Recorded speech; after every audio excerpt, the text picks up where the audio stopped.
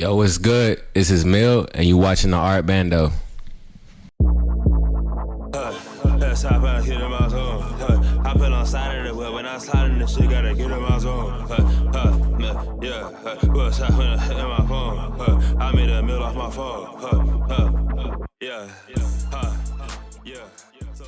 Yo, what's good, Mel? How you doing? What's up with you, Brody? I'm straight. Hear me out, the benefit you get the dial. Kicking shit like I'm a child, don't grow on me, I'm growing now. It's new fits like going now, it's new clips I'm mowing now. Come and relax, it all in a act. That's good, bro. So today we got a lot to talk about, you feel me? Yes, sir.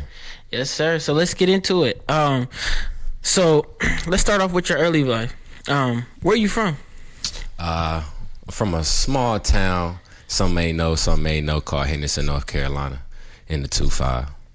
Oh, Henderson. Okay. Yeah. Okay. So with you growing up in Henderson, did you have any musical role models or anybody put you on to music? Because just to let the audience know, Mill makes music.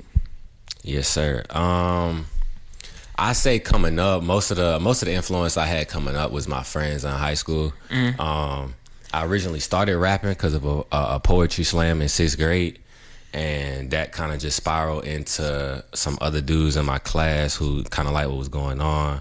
You know, they want to rap, and then so from there on, pretty much from middle school throughout high school, all my closest homies, I would have at least one or two homies that like they would rap, they would make music with me, and so we kind of we bounce off each other, you know, kind of learn the game, learn different, you know, how to flow, rhyme schemes, all that. We was kind of coming up learning that shit together. So I say my main influence coming up really was just the people around me, my homies. Where so you said you started in 6th grade. That's when you got inspired. Yeah. When did you start making like your first song, studio song or at home studio song? So I ain't have a setup to be able to like actually record till I was in like 11th. I got my first job, like 11th, 12th grade. I went to high school 5 years because I went to early college. So word. So I went to high school an extra year. So like my senior year wasn't my last year of high school. I had a super senior year. That's what we called it. But like, yeah, that senior year, I want to say I got that summer going. Yeah, I got my first job, got my first setup. So that was probably like 2015. 2015? Yeah. And so then from that point, that's when SoundCloud was really popping. And so I got on there, and at that time I was rapping with my boy Kevin, and we kind of linked up because one of my homies I had been up until that point I had been rapping with, he had kind of took a pause from it. So then he took a pause from it. That was really the first time I was kind of on my own with it. I was still, you know, keeping it up or whatever. Ended up kind of meeting up with Kevin. He was like a year or two younger than me, and we was rapping and shit. And then that's when we started. Went to the pawn shop. Them layaway payments, got my little setup straight, brought that shit to the crib, and then I just learned. I started in Audacity, and then I learned how to record in FL, and then I was just rocking out from there. That's real. So with you dropping on SoundCloud around 2015, SoundCloud started having that mumble rap movement. And, you know, from all the old heads and people outside of that was really tapped into the music, For sure. you know, that had a bad rap for artists dropping on SoundCloud. For sure. So can you describe the type of music that you were making during that era and posting on SoundCloud? So I will say during that era, not gonna sit here and act like I wasn't influenced. Definitely was influenced, but everything I was doing up until that point, you could consider like, I guess what niggas would consider like old school, like boom bap, backpack rap type shit. You know, I'm listening to Cole, I'm listening to Ye, shit, I'm listening to Wale. Oh shit! Back when fucking all of the MMG tapes. Oh, Meek Mill, with the, Maybach music. Ross, it was they had a whole team of niggas. Stally, that whole squad. So I'm listening to like rap type shit. So yeah, like you said, when that shit come along, it was more melodic. It was more like we ain't really gotta have a hard subject to talk about. We can kind of just flex and shit on it. You know, it was different. Niggas was fucking with it, and a lot of niggas was like, no. So I had the type of shit I was putting out at that time was more so like, I'm gonna say it was gonna be more so influenced, but like a Kendrick, a Cole type of vibe, that kind of throwback type of vibe. Word. And I was experimenting at that time with the sound that I feel like I now have grown and developed into, and it was kind of like in the background. So if you were to go like it's still up there. If you were to go to my old SoundCloud page, you find a couple tracks on there sprinkled in there that's like kind of that 2015, 2016 vibe, but the majority of them is gonna be more so like, you know, on that kind of like a throwback sound, like lyrical, introspective type sound. Yeah, very much so. But I dare to say I haven't lost any of that in what I'm doing now, because that's like one thing I hold like to my core with my music. It's like I'm never going, like, you got to make your fun songs, you know what I'm saying? You're going to make shit that's, you know, kind of just for people to enjoy. But at the core, I'm never going to lose. Like, I'm never just going to just start saying bullshit. Yeah. You know, when I come up here. So that's why sometimes I feel like it'd be taking me a little bit longer. It'd be a little more, I feel like my music is a little more, can be listened to and taken in different ways. Yeah. You can listen to it just for the sound, just for the enjoyment of it, and not really be too invested in like the meaning of it and enjoy it. Yeah. And on the flip side, you can also say, well, what is this nigga actually talking about? And then realize that it is introspective. It is actually kind of personal. Actually, it's kind of relatable. He actually talking about some shit that like I probably done went through at some point, you know, or the scene at some point. So it's like you got the best of both worlds in the music. Like you got the vibe, because you got some lyrical songs where you like, okay, like the song's cool, but it's not a vibe. You feel me? Yeah. But then you got, you know, some songs where it's a vibe, but then it's not substance behind it. Yeah. So you're saying you got both. I try my hardest to strike that balance between both. I wanted two sides of the same coin. You can hear it and you can listen. Okay. You know what I'm saying? Okay. And that's kind of what I be aiming for. That's real. That's real. So,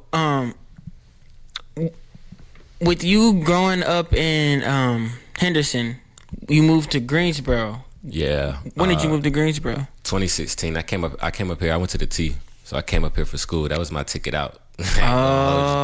Like, had to get up out of there, and like a lot of people, it's hard to get out. Like, it's like if you from Henderson, you know, like if you there, it's not a knock. But if you are somebody who like you just got a certain mentality of shit, like outside of Henderson, you know you got to get out. Yeah. You got to take whatever chance comes up for you to get out. You got to take that shit. And that's for real. Me, I seen, all right, I do good in school. It was school. Came up here to the T. So I came up here 2016. Pretty much, I've been up here ever since. So when you went to A&T, what did you learn? Not what did you learn. What was your focus of study? So I got a BS in electronics technology. Oh, word. Yeah. That's real. That's real. So like what you learn, like engineering and all that stuff? So a little bit, yeah. Basically how I try to explain my degree is I know about electricity in the form of how it makes a computer work. Oh shit. So it's a little bit of both of like a what you call an IT degree, like information technology, and a little bit of like a electrical engineering degree. So you learn the fundamentals of electricity, but you also learn how that's implemented in components that run hardware and make your computer work and shit like that.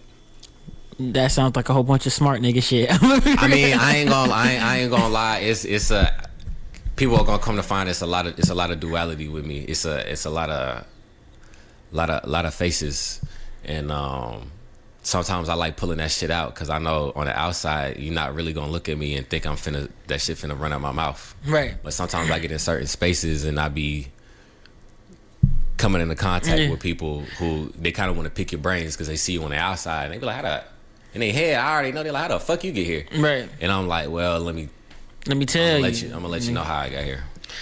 Now, just to get back on topic a little bit.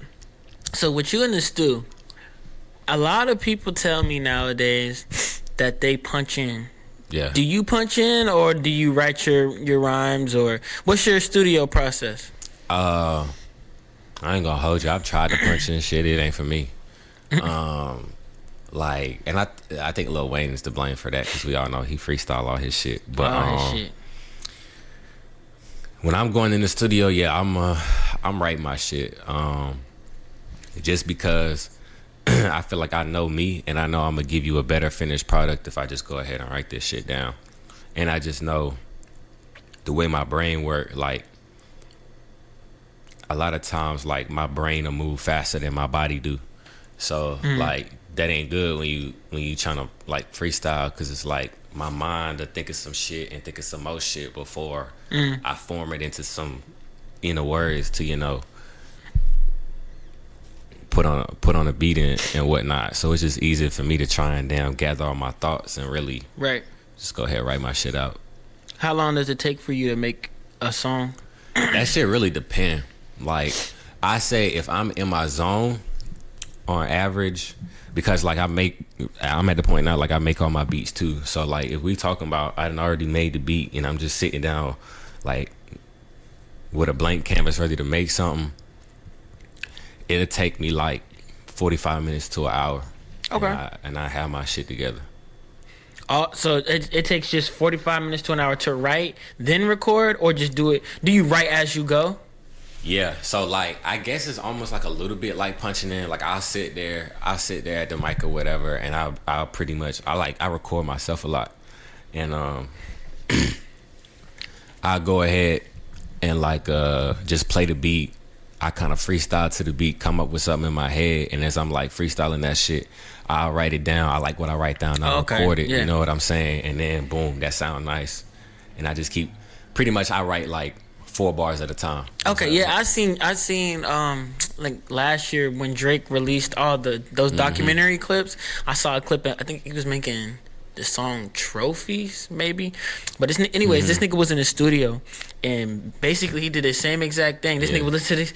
He was like, "Hey, the record is on my demo." He was like, "Hold on, give me a second." He's typing that bitch. He's like, yeah. So yeah, bro. Honestly, when I was like making music heavy and shit, those were the best studio moments, because it's just like you can be mad vulnerable. You got them in a dark room, you type in, you feel me, and you know what I'm saying, and it's coming from the heart for real. I say punching in, because when I make music now, I punch in and shit. I'll say it's cool, you can make it quick, but then like it's like, okay, boom, I'm done with this song. You know what I'm saying? I feel like when you punch in a song, you don't put as much love into the song as you're sitting down writing with it. When you writing it, you almost develop a relationship with the song. Exactly. Right? And it'd be the like, if I were to play my music for people, I know it's hard for me to be in the same room. People are like, why you leave? It's hard because I'm not listening to it the same way you listening to it, and it's like you don't really understand. Like sometimes I like a song so much that I'll be like, you don't understand. Like, nigga, I had writer's block for a month. I came in, this is the first song I was able to make after a month of sitting down and hating everything I wrote. And I wrote this shit and this shit. You know what I'm saying? Yeah. So this shit means something to me. And, people be listening to it and they'll appreciate it, but it's like, yeah, we kind of don't hear it the same way. No, facts. That's real. Now, can you explain some more of the themes in your music? So, pretty much, and I say basically like with the project I'm working on right now, it's called Life Lessons, and I feel like at this point, like all of my music is pretty much like it's like life lessons. It's like shit that I've seen, I've been through, I learned from, and like that's pretty much where I draw all the inspiration. Like when I'm sitting down to write a song, it's pretty much I'm thinking about kind of what I done been through and like some shit like what did I learn, this experience, that, and the third. Because I have come to find in talking about shit that I've gone through with other people that I've like kind of I've been through shit that ain't really normal, right? But was normal to me, and so it's like vocalizing it to other people, and they're like, nigga. you're a victim. You know what I'm saying? Yeah. I'm like, well, you ain't never did that. Like, that's not that one. They're like, nah, you're a victim. You need to talk to somebody about that. And I'm like, shit. Maybe. So we're gonna expect a lot of that in your next project. Yeah, it's pretty much like, oh, I did this and learned that. Oh, I thought this and found out this is really how it is, and or like, hey, I did this, don't do it. You know what I'm saying? Like that's pretty much what it is, because I feel like that's the easiest way for me to draw, like, just like, you know, when it comes to like the wordplay and the metaphors and songs, I feel like it's a lot easier for me to come up with those like analogies when I'm talking about an actual life situation, because I can't sit here and play a beat and tell you verbatim what happened. Like, oh, this bitch did this and did this, or I did this and this happened. I gotta draw some kind of analogy, some kind of metaphor to explain. I gotta say a lot with a little bit of words, and the best way to do that is to you know, be creative with your wordplay. And so I feel like a lot of the bars I write that come from, you know, it's a lot easier to do that, because I'm trying to take a kind of complicated idea or situation and encompass it in like a couple words, for real. For sure. When do you when do you expect for it to be done and released? Shit. Now that's a question I got asked a lot, that like, I keep saying this and it keep being longer because I'm a habitual overthinker and a perfectionist. But at this point, I plan on releasing it by June of this year. Okay. So by the summertime, if not earlier, for real, if I can get all my ducks in a row. But right now, realistically, I'm saying June. I have all my stuff together, and I'm really trying to put as much effort behind it as I can, because I just feel like with the amount of effort I put into it, and just how I approached it to kind of be completely organic and authentic. Yeah. It's like I need to, you know, put the proper rollout, the push behind it, you know, to make sure it gets the exposure I really wanted to. Right. How long have you been working on this project? Shit. Some of the songs, I'm not gonna lie to you, it's crazy to say it's 2025, and I think some of them songs are probably from like, earliest is probably from like 2022. And it's like shit that I wrote that like I kind of wrote, and when I was steadily releasing music, it didn't kind of fit into what I was doing, or I was still kind of experimenting and not just that, you know, not knowing if I was ready to release some shit. And then I got to the point like 2023 where I realized like, okay, I got about 5 or 6 songs that all fit, like somehow all fit the same theme, the same vibe sonically. And so that's when I kind of decided like, okay, I'm gonna put all of these together, and I'm gonna come up with a concept, and I'm gonna create a project. So I guess like consciously saying I'm working on this project to put it out. I've been working on it since about the end of 2023. Okay, so you've been taking some time on that, for real. Yeah, really just to, I mean, life happens, you know what I'm saying? And I definitely had to grow in certain areas to be able to be comfortable enough to be like, all right, I'm gonna stop fucking around. I'm gonna stop overthinking and just go ahead, do what I need to do. Let things fall in place for me to just go ahead, put this shit out. And the more I do, the more I see things fall in place. And so that's really why I'm more like, okay, I was kind of overthinking it the whole time. Just go ahead, get this shit out here. Yeah. Now, I know you have an album coming soon. What are the rest of your goals for the rest of this year? It could be music or non-music related. For real, I say for real, my main goal for the rest of this year is just consistency. Yeah. Like, for this year, after this project, from the point of this project to the end of the year, I just want to be consistently releasing. Because I feel like at this point, that's like my biggest vice, and probably the one thing that I haven't done that will give me, you know, kind of the results I'm seeking, is just being consistent, you know, not being so hot and cold with it. So yeah, that's my main goal with this shit, is to just, I got shit lined up, and to just be ready to continuously release throughout the year. So just basically foot on necks, belt to ass. Belt to fucking ass all year. Oh yeah, that's good. Now, once it's all said and done, you achieve all your goals, you know, you like Thanos after he did his little snap and he You know what I'm chilling, saying? you know, on the farm. How do you want your legacy to be remembered? Why did I say Thanos like that? I said Thanos. The exotic Thanos. Shit. I say at the end of the day, I don't need necessarily to be like have the biggest and brightest type of shine. I really just wanna be known for being authentic, for being true to self, for being an individual that, like, you know what I'm saying. However you want to judge the volume of how many people listen and stream or whatever, of those people that do, I want all of them to be like, yeah, that's one of the most like consistent, you know, authentic, just true, you know, true to self, you know, artists that I've listened to. So really, I just want people to know and appreciate what I put out and know that, like, yeah, the nigga's original, the nigga's authentic, and like solid. Real. You know? That's real.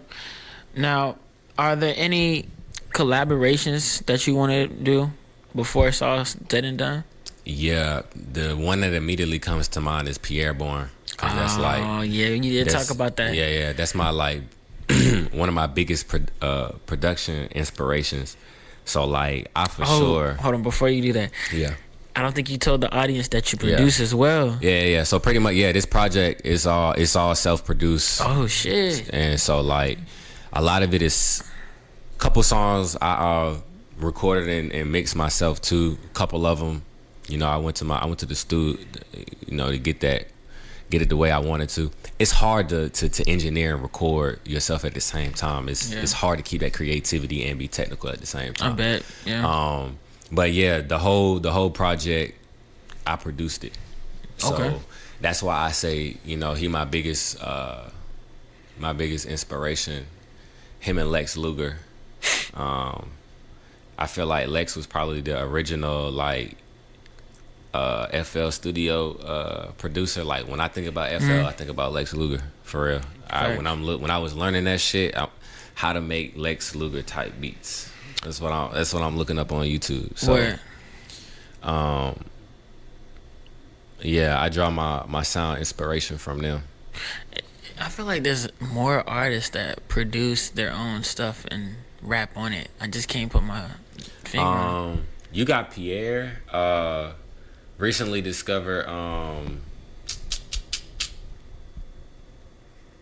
Cash Cobain. Oh yeah, Cash Cobain. Yeah, Cash Cobain.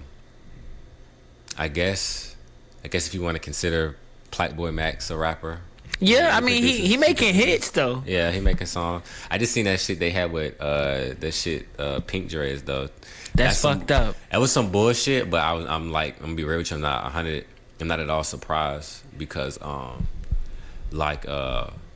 even like local artists like Tia Corinne, I fuck with a lot of her music. She had a song where she had to try and get a different beat because she like got the beat from the producer, records the shit, everything's cool, pays for the beat, all that. Song goes out, it's popular. Nigga wants buku money for more it. Money than what you already paid for, or you pay shit. Sometimes like in the contract when you buy beats, they'll have a lease fee where they like have an exclusive fee, right? And that's where they get you. Yeah, the lease is $30, right? Yeah, so you can buy it. You're leasing it for like 200,000 plays. Exactly, it's unlimited. Like, but at the same time that you're leasing it, other people can lease it at the same, lease that beat too. Right. You don't have exclusive rights. Every time you buy a beat and you get an exclusive, you're gonna pay more. You're gonna pay like $250, $500. It's always gonna be more because now you have exclusive rights to the beat, and it's like you have, you know, a clause in there that says your splits and your publishing and whatever between the producer and the artist. That's cool. But other than that, it's your fucking beat. So once it's all said and done, once they get whatever they charge for the exclusive, only thing they're gonna get after that is royalties, splits that's agreed upon in y'all little contract. So when niggas get leases or when niggas just sell you a beat, like, don't buy a beat without like contract or PDF. Like you could literally Google beat lease agreement, and it then, would give you a PDF. I believe it's on BeatStars or something too. Mm-hmm. It automatically comes with a contract. Yep. Anytime you buy it. If you buy a beat off BeatStars, like it's gonna tell you this is the lease price and this is the exclusive price. It's gonna tell you all of the conditions and the rights you have when you get a lease and when you get the exclusive. So you pretty much can know up front what you're gonna get. If you just DMing a nigga and he say, oh, I want $60 for this beat, and you cash app him $60 and he send you an MP3, or thankfully he send you some stems, right? The nigga can come and say, after you can record it, make a hit song, he can come and say, I don't want $1 million. And technically he has a claim to that because y'all have no agreement to anything else. He'll do a DMCA takedown real quick. And your shit will get copyrighted and all them views is down the toilet. So what happened with the pink dress shit then? That's what the nigga... Well, it's a whole lot of internet shit, but from what it seems, the nigga basically made a bad business decision. And like he, in classic rookie producer fashion, got less money than he potentially could have because of how the song performed. But considering DDG and Platinum Max aren't like really big artists, it's kind of hard to gauge how well a song of theirs would do anyway. So that's kind of fair. So you kind of you don't know what to expect. So okay, whoa, this song did good. Okay, cool. Now you have the expectation that the next song can do at least as good as this one, because you know how good they can do. Right. So if you're a smart producer, you just keep working with them. And the next beat that they work with, do the business right. You do the business correctly. Yeah. Get your splits, your royalties, get enough money up front, all of that shit, and do good business and continue to do good business. You know now the producer fucked it up. He fucked it up because he kind of lowballed himself on the front end, and then I guess let somebody get in his ear, got influence or whatever, saw what the song could do, knew that he had some leverage in the situation, and tried to get $300,000 for it. And like niggas was saying, bro, the song ain't made $300,000. That's what I'm saying. This song ain't made $300,000. It's just 5 million views. It's 5 million views. It's good traction. It's attention. It is the ball is rolling now. Yeah. But niggas is not headlining at Coachella. That's fact. And it's not a knock, but like this shit is not overnight. And 5 million views is a great start. Keep it going. Like you said, foot the next. Put your foot on the gas pedal. Yeah. But don't fuck yourself out of the bread, because you know what I'm saying. And it happened to producers all the time. That shit happens all the time. And I don't even think that like they tried to Platinum Max and DDG. I don't even think they tried to do bad business. Huh? They said you can have it. For real. They said we don't got 300. True. They said 300. You're tripping. Right. Yeah, I bet that song, as of right now, probably made what? Because it takes time for the royalty. Because he did it through DistroKid, which is honestly one of the worst distributors. It is worse. And I use TuneCore. Okay. And I would tell you, like, TuneCore is nice. TuneCore is lit. Like, I use DistroKid. If you get TuneCore, you can get your money pretty quick. And it shows you, it tracks that shit like on a 2-week basis. It'll tell you exactly. It'll break it down. And you can go and see your transaction history on a 2-week basis. You can pull out your money. You can leave the money in there and use it toward the cost of your next release, whatever the fuck you want to do. That's for real. What put me on the TuneCore is Russ. One of my homies sent me an interview of Russ, and Russ was saying, I saw my TuneCore account start going up. Yeah, and he was like, nigga, it's just like he was just withdrawing it from an app. Right. See, DistroKid, like, I fuck with him, but with DistroKid, you won't get your money till like a month later. And if you're new, starting off with making music and shit, it might be like a 3-month delay. I mean, it's kind of just like,